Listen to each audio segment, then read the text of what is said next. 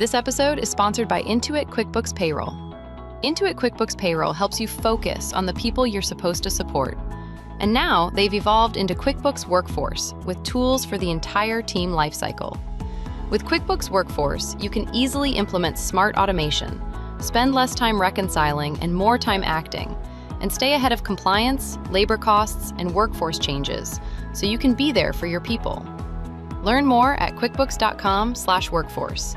That's quickbooks.com/workforce.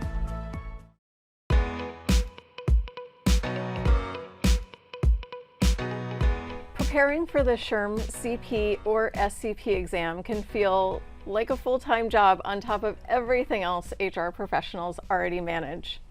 Research shows successful SHRM certification candidates typically spend at least 80 hours preparing for the exam. And for many HR professionals, balancing full-time work, family responsibilities, and everything else on their plates, figuring out how to study can feel just as challenging as the exam itself. Welcome to a live conversation of Honest HR, where we turn the real issues facing today's HR departments into honest conversations with actionable insights. I'm your host, Nicole Belina. Let's get honest. The SHRM CP and the SHRM SCP exams test far more than memorization. Candidates are expected to understand behavioral competencies, HR knowledge domains, and complex situational judgment scenarios that reflect real workplace decisions HR leaders face every day. To help us break it all down, we're joined by Charles Glover, SHRM's Director of Certification and Assessment Products. Welcome to Honest HR, Charles. Yes, thanks for having me. Glad to be here. Yeah, it's my pleasure. So I want to start with the basics. What are the key differences between the SHRM CP and the SHRM SCP certifications? It was a good place to start, so I'm glad we're starting here because I think this is one of the biggest misconceptions, and hopefully we'll address some of those along the way, because a lot of times we get questions at conferences or in conversations with individuals because they want to know which exam they should take based on their experience and knowledge to date. While we know many of them are aspirational, right? They want to take the SCP. We really want to explain to them not only what the differences are, but how they are designed and developed, right? So I want to take a little bit of a back step into the research that goes into defining what is SHRM CP versus what is SHRM SCP, and what are the knowledge and behaviors that those HR professionals embody day to day, and how does that apply to their testing experience to ultimately be successful on the exam, right? Yeah. So all of our work is based on a global practice analysis. So we recruit global SHRM certified CP and SCP certificants, and they partner with us through focus groups and eventually global surveys so that we can get the most up-to-date information recurringly to validate what is the SHRM body of applied skills and knowledge and the SHRM BASC, which is what the CP and SCP exams are built on. Okay. So we are trying to define from the CP experience, what is early to mid-career HR look like in a nutshell, right? What are those operational day-to-day things that HR professionals are doing and agree on globally, right? So that no matter where you're testing from, you have an equal opportunity and a fair opportunity to take the test, and you're not going to see something that would be foreign to you or unfair. Whereas the SCP exam is developed with more strategy in mind. So what are the HR directors, your CHROs, what are they doing, and how do those differ, right? So not only, we hear a lot of people saying that the SCP is really more just a difficult version of the CP, but the same content, and that's not the case. So we really want to help them understand themselves. What type of work are you doing? Are you doing strategy level work, or are you doing more operational work? And then say, based on that and some other factors, here's the best recommendation we can give you to be successful and ultimately pass the exam. Okay, great. I appreciate you breaking that down for us. So, good start. Can you explain the structure and the purpose of the SHRM body of applied skills and knowledge, or SHRM BASC? You mentioned that in your last response. Yes. So I'm Teeing going to ask you that. Yep. Teeing it up. So yeah, so as I mentioned, the SHRM BASC is the foundation of the exams and all of our prep. a lot of times we bring this up as one of the first questions we ask someone, whether they're preparing or whether they've taken the test and maybe they unfortunately didn't pass, or maybe they're upskilling to take the SCP exam. And many times they're like, I don't even know what the SHRM-BASC is. I've never heard of it. Tell me what this document is. And I will say it's free on our website. Anyone can Google SHRM-BASC and see the breakdown of what the exams cover. Both the CP and SCP exist on the same framework that, again, we revalidate through this research effort, but at the deepest level separates the CP from the SCP, which are defined by the proficiency indicators. So it starts out with the 6 main content areas, right? Your people, workplace, and organization. Those are your HR expertise areas. And then the leadership, interpersonal, and business areas are the behavioral competencies. So everything that you see in the SHRM-BASC is what could be covered on the exam. If it's not in there, it won't be covered. So really that is the probably the most important document that individuals use to start their prep journey, develop a study guide, use it as a mirror to see what are your individual strengths and maybe opportunities are. Because everybody comes to the exam from a different area, right? You could be a specialist, a generalist, depending on what you specialize in. The use of the SHRM-BASC is unique, but it's the most comprehensive document that outlines what the exams cover. Okay, great. So how does the SHRM-BASC guide candidates in understanding the key competencies and then the knowledge areas required for certification? Yes. So, so as I mentioned, at the deepest level, there is a combination of 2 areas. They're defined by the key concepts and those proficiency indicators that I talked about. So we use the key concepts as a way to define and give examples of. So if we use talent acquisition, right? What are things, either operational HR professionals, CP level, or advanced, or your directors and CHROs, what are they doing in the talent acquisition space, right? So if we look at more of a CP level, they're doing the operational recruiting day to day, right? They're having the interviews. They're using strategy information that trickles down to them to say, who do I need to source and find the right candidates for the right roles. Whereas your CHROs and directors are setting the strategy, defining maybe 3 to 5 years ahead. Who do we need? How are we going to guide the organization to that point? And then communicate that information or create a strategy around what does our future talent acquisition look like. So the BASC embodies all of that and defines all of that by the how, the what, the why, and candidates who are aspiring to become certified for either exam can kind of use that as a guide, the BASC overall, to drill down into those levels to say, I've experienced this, I've learned this through my education, whether it's a aligned course or maybe I work for an international organization and I've seen these, but there are some things that maybe they haven't seen. So it's really a good way to, again, diagnose strengths and weaknesses through that framework, right, through that matrix of information, and then plan a study course around that. So regardless of level, it's a great starting point to understand that framework of the SHRM-BASC. Correct. And if you don't know which exam is right for you, that's also a good starting point to say, maybe I thought I was more advanced, but that might just be more of a tenure thing. I might have been in HR for 11 years, but I'm really actually doing more operational level work. So it's a good way, to feel out maybe and make the right decision, because again, we want people to be successful. Yeah, that's right. That's exactly right. So SHRM certification research shows that successful candidates spend at least 80 hours preparing. Yes. How should someone realistically structure that time, especially if they're working full time? Yeah, this is a question we get a lot. We know everybody's busy, people are busy with life, work is more demanding, and there's a lot of competing priorities for an individual's time.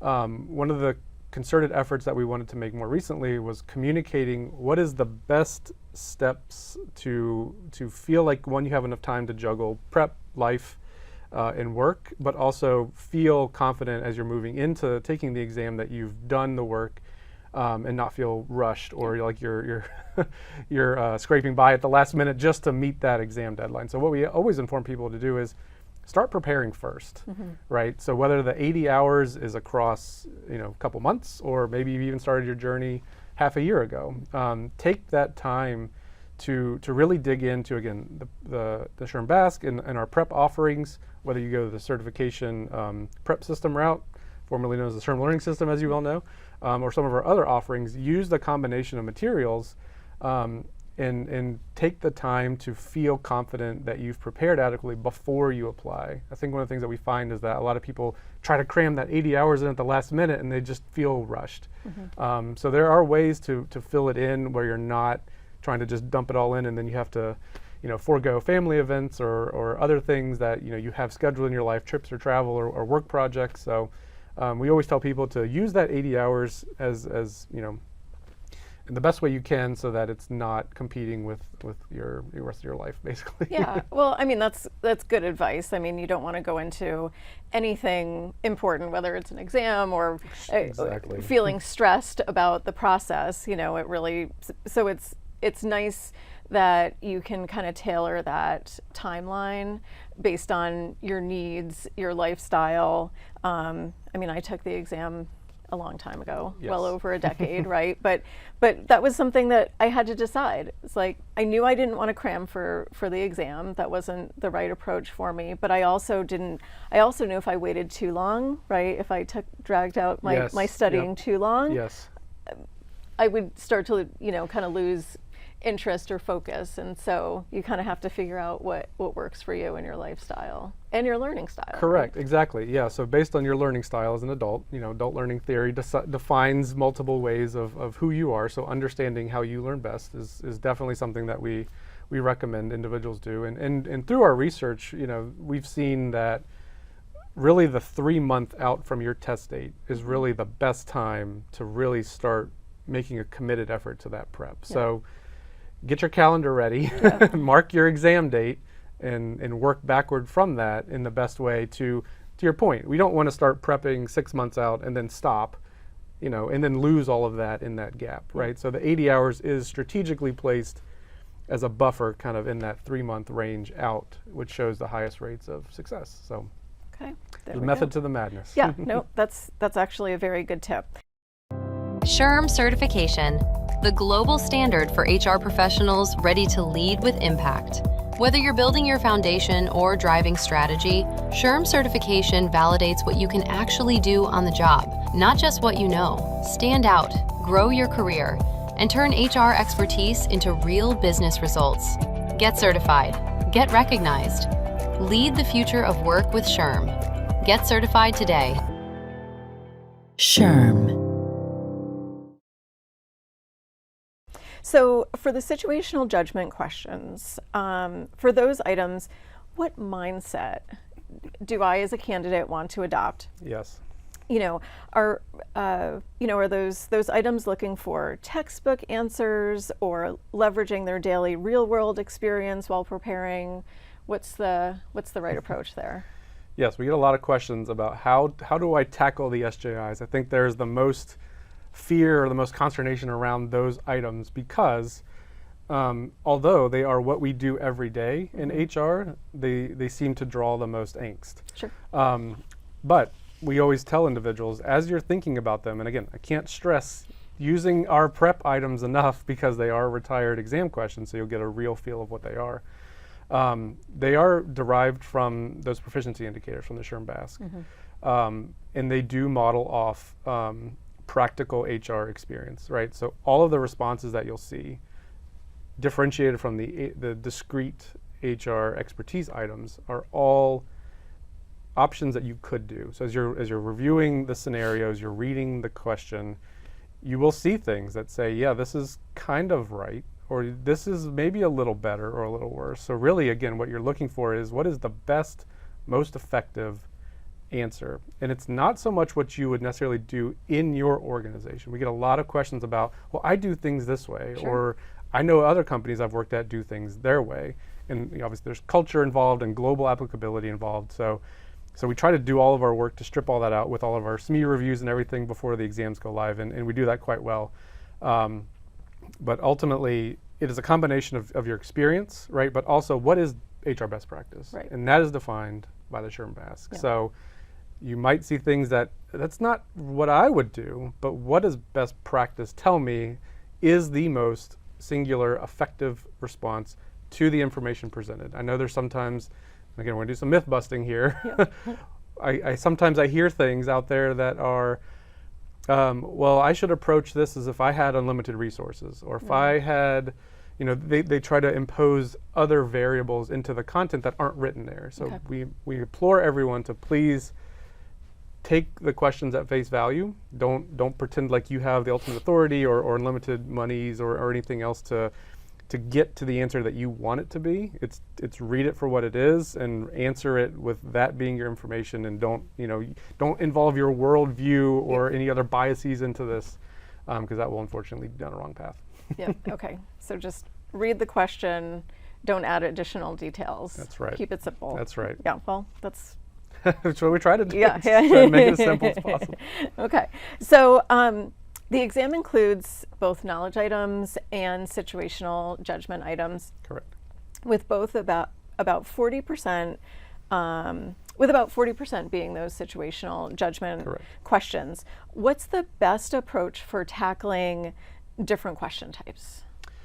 Correct. So you'll see as you're going through the exam, there's sections and they're broken down. So you'll get 20 discrete knowledge items, and then 27 SJIs, and then 20. So it kind of piggybacks back and forth. They're not intermingled or anything like that.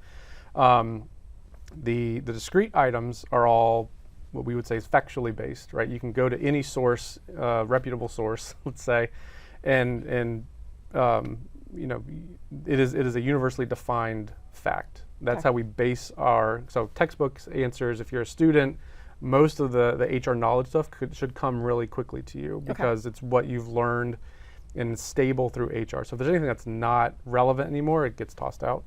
And again, those SJIs, right, it's about 80 item to 80 questions that are discrete, the knowledge items, and then 54 SJIs. So you said that 40% split. And it's grounded in HR best practice, and subject matter experts tell us through this research that on our SJIs, this is the most effective course of action, whereas the discrete items are, it's fact, it's HR fact, it's undisputed, it's out there in the world to obtain, and I can see that and document it and reference to it. So the balance is always, again, where do you feel your areas of weakness are? Is it more on the experience side? Maybe you haven't been an HR practitioner, right? So those SJIs are going to feel a little more intimidating, or I've been in a strategy role for 10 years. Maybe I feel a little more comfortable with that, but the book learning side might be a little more the area I need to kind of beef up my knowledge on. Yep. Okay, great. So again, it's kind of understanding the exam and what to expect. Exactly. Yeah.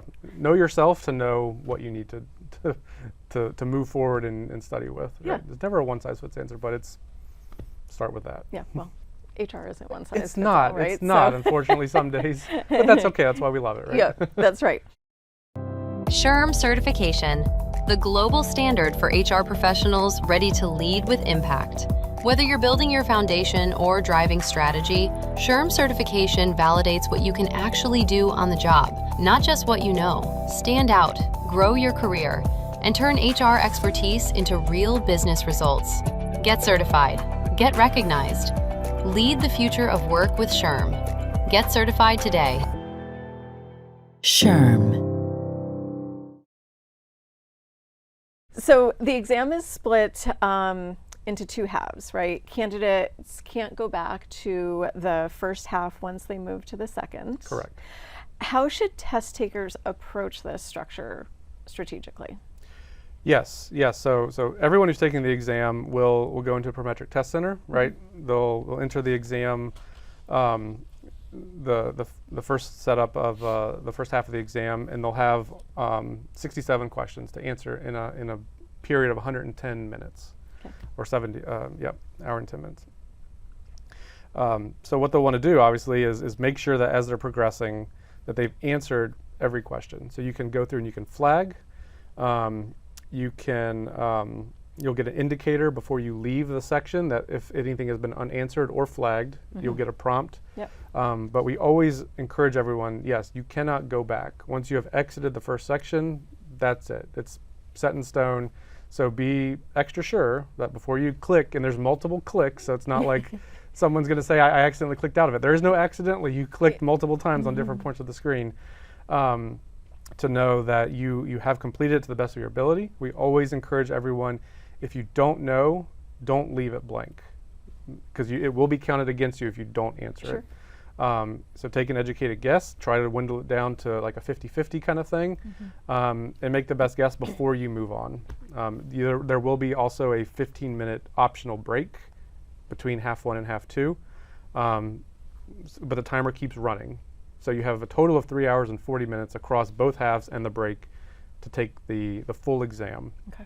So really want to be sure that we hit that, because we get a lot of people saying, I moved on, I didn't get to answer everything. It's like, well, we want to make sure that you don't leave with thinking that you can go back. So very important question. Yep. Okay. So at the very least, if you don't know the answer, take an educated That's right. guess. Yes. Yeah. Never leave it blank. Okay. So flag it. Be sure to come back to it if you, And if you feel pressured, I know there's a lot of pressure to feel like I gotta get to the end, right? You feel like the clock's always ticking, and there's always a clock right there in front of you on your screen, so you'll know exactly where you're at. And I know we'll talk about timing and pacing later, so I won't jump too far to that, but you feel rushed, but you do have plenty of time. Yep. Yeah. I remember the clock well. So,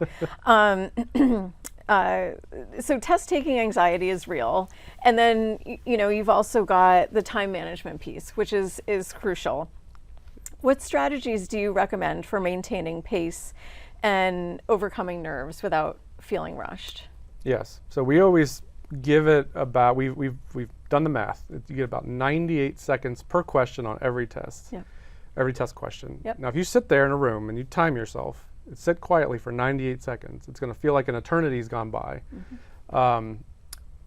Most of the time, you don't need 98 seconds, particularly the discrete questions, to read the question itself and respond, or at least have some idea. Usually those take about 20 to 30 seconds.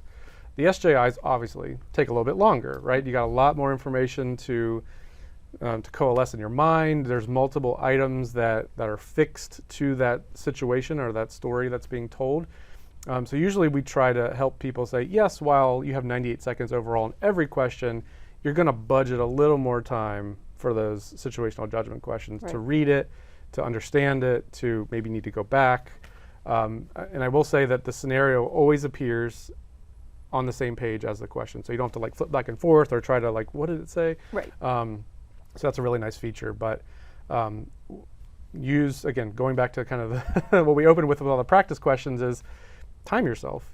Take one of our practice quizzes that has 30 questions, 67 questions. We have half-length exam preview options that, again, give you that high fidelity experience of take the 67 item, which mirrors the half one or half two of the exam, and see how long it takes you. Yeah. Right? So if you feel like it's taking you inordinately long on certain item types or certain content domains, right, you'll get a feedback report across the content domains that say, this might have been your weakest area, and say, oh, I also took a long time in these. Maybe I was overthinking, or I didn't know, so I guessed. So really use, again, going back to the resources, is use that in conjunction with setting yourself up with some kind of way of gauging your time.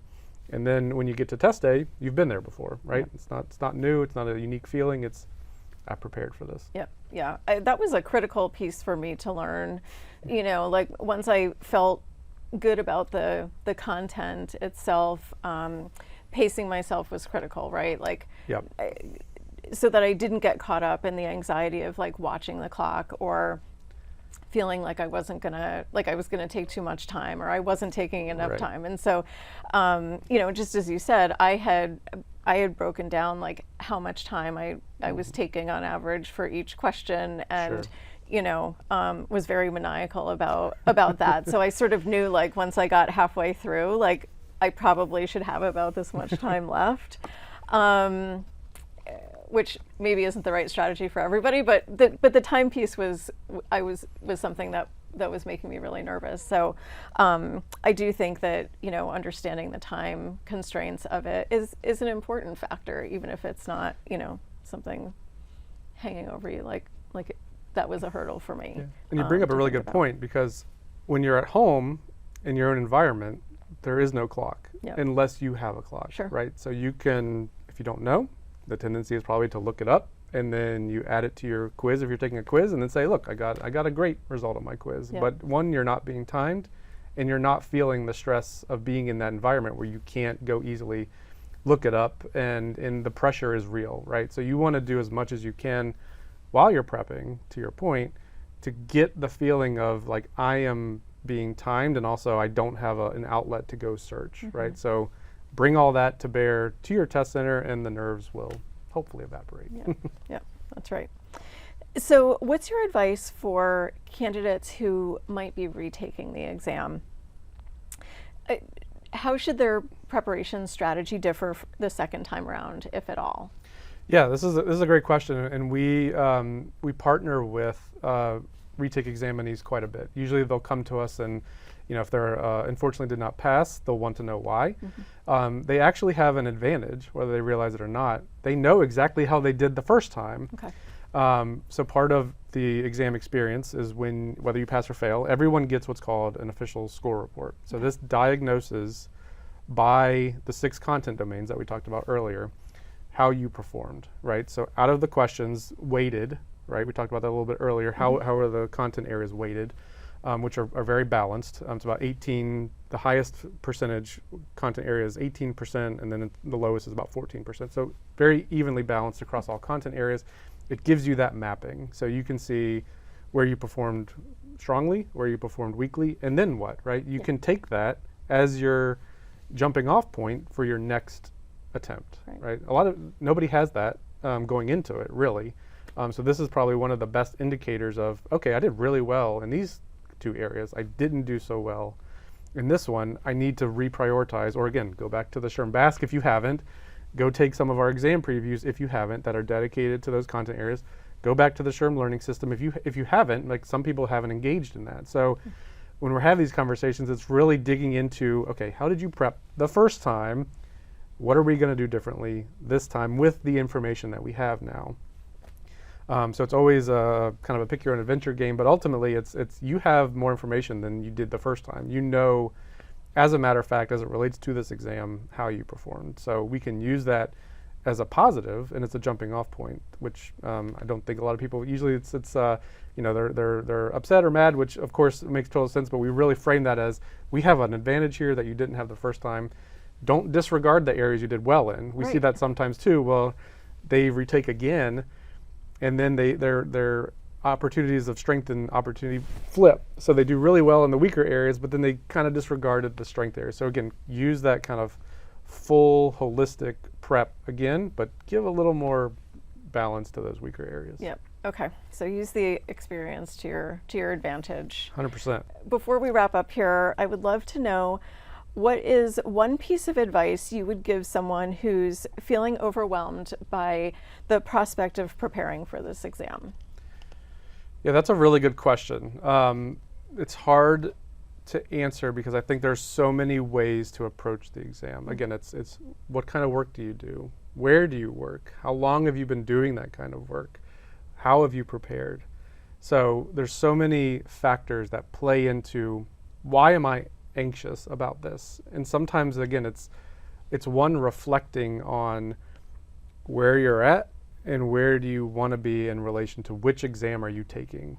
Sometimes it's, I think I want to take the SCP, but I don't actually have SCP level experience. Right. And sometimes it's just that being honest with yourself is that I might not be ready. I know my employer might be wanting me to get the SCP, but I want to be successful as an individual HR professional whose career might be, riding on this. I want to take the right exam that I feel confident that my experience and my knowledge to date makes sense for the right exam. So we do have eligibility requirements. So I really encourage people to look at those.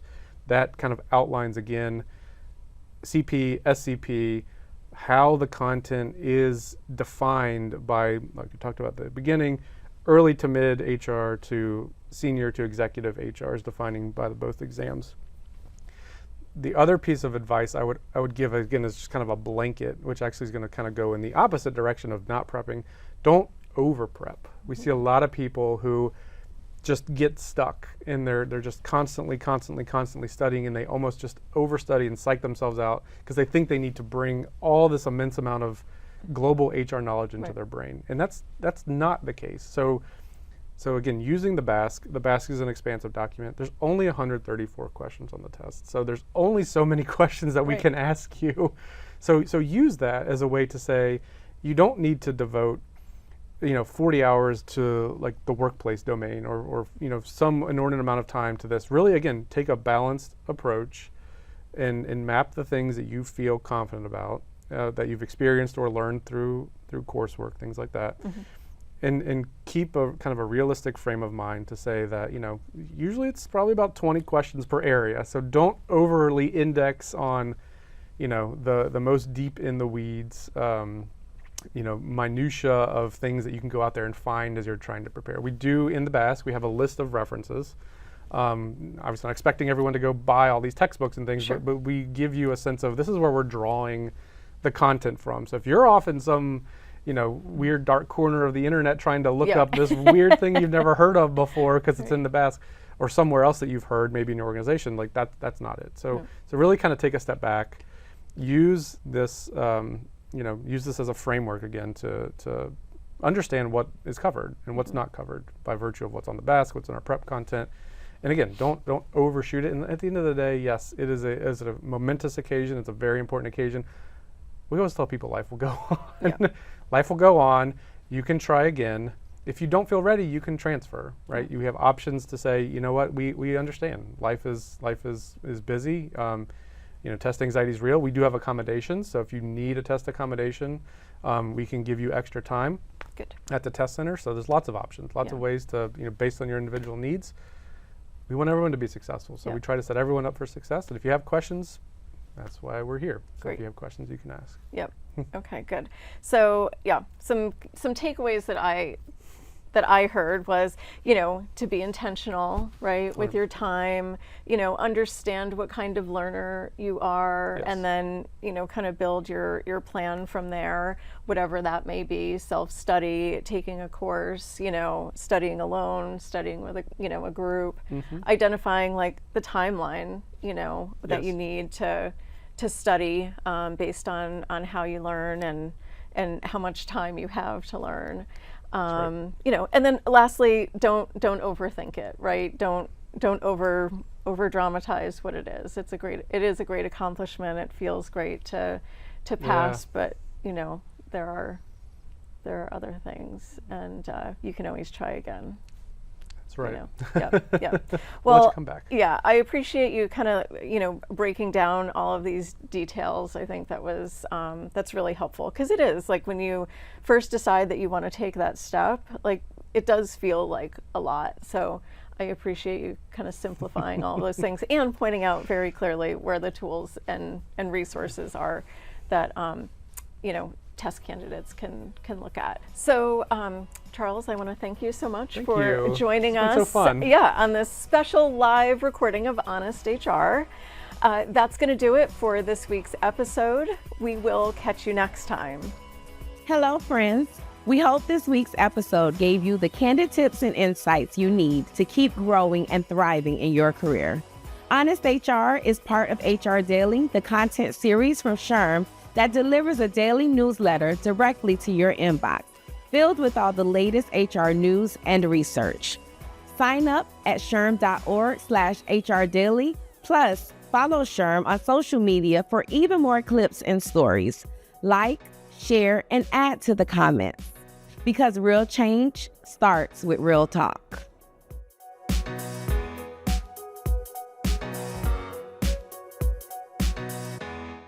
This episode is sponsored by Intuit QuickBooks Payroll. Learn more at quickbooks.com/workforce. SHRM. This podcast is approved for 0.5 professional development credits, also known as PDCs, toward SHRM CP and SHRM SCP recertification. Enter the following PDC activity ID in your SHRM activity portal to log your credit: 27-K4QHU. Again, the PDC code is 27-K4QHU. This code expires on July 1st, 2027.